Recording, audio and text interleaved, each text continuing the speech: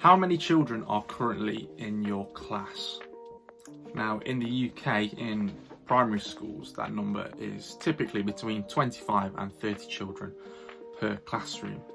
But there's been some really interesting studies done about what size class is optimal for learning. Now, this came from some research that was done in America, where there were some great differences even between kind of 1 year and the next year in the size of classes because of the varying population sizes of the cities. And this particular piece of research that I was looking at was in Connecticut, where they saw that the test results of these groups of children varied quite drastically when the sizes of the classes changed. Now, this is to be expected. I think most of us would assume that with a smaller class size, the grades would go up because they get more kind of one-to-one tuition, they get more attention, and they can get more feedback from their teachers. But what was actually found was a lot more interesting. Now, subsequent to this research, they began asking teachers as well about what their perfect class size would be. And this common number that came from teachers was 18. Now, that's quite significantly less than the 25 or 30 that are currently in UK primary schools.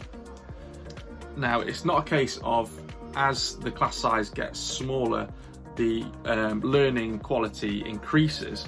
It's actually a bit more complicated than that, and it is actually more of a inverted U like that.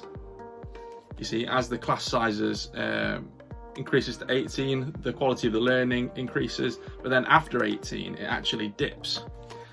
Now 18 is this magic number, and a lot of people are starting to look at why teachers are saying 18 as their optimal class size.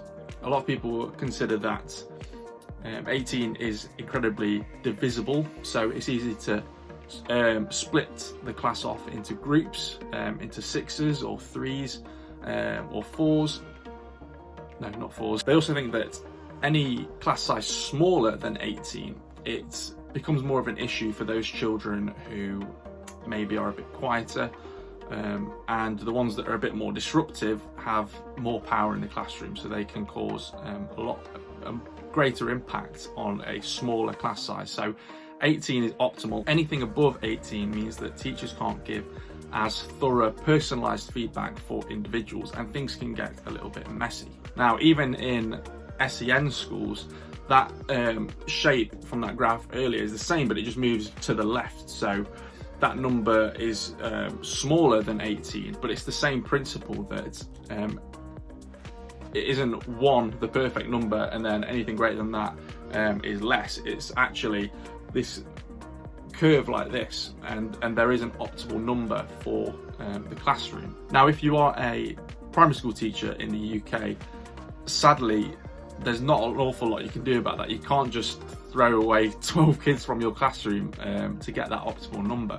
But maybe you can start thinking about activities where you can split off into groups and divide the class in half to get closer to that 18 number. Maybe if you've got a much bigger classroom, you can start thinking about that.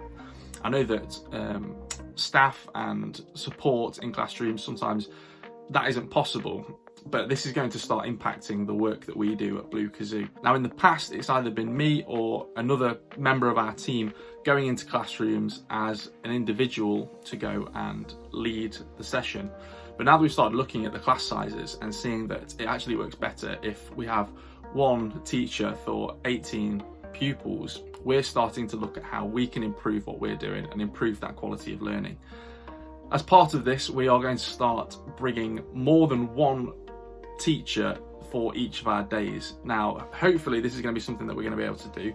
Fingers crossed this is going to work, but we've started to recruit more members of our team so that we can take more characters out of the classroom and get closer to that 18 to 1 number that we were talking about just then.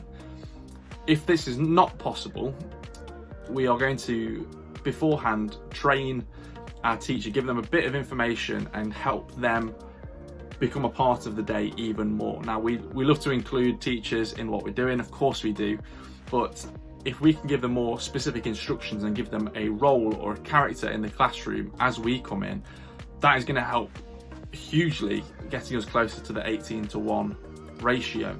So in all the circumstances where we can bring somebody in, we will, and we're going to have 2 characters, hopefully, in our learning days coming up in the future. And where that isn't possible, we're going to train up members of staff from your school to become a part of the day and become a more vital role in the narrative, in the activities of the day. Hopefully that's going to be beneficial to you, because the learning experience in the classroom is going to be greater, and you also get an insight into the way that we bring our living history experiences to life. You're going to learn some of our teaching techniques and the way that we create these experiences in the classroom. So fingers crossed, this is going to be a new development in how we bring these experiences to the classroom. But I just thought it was a really interesting study that I read, and I wanted to share that with you. I don't know if that's going to be able to help.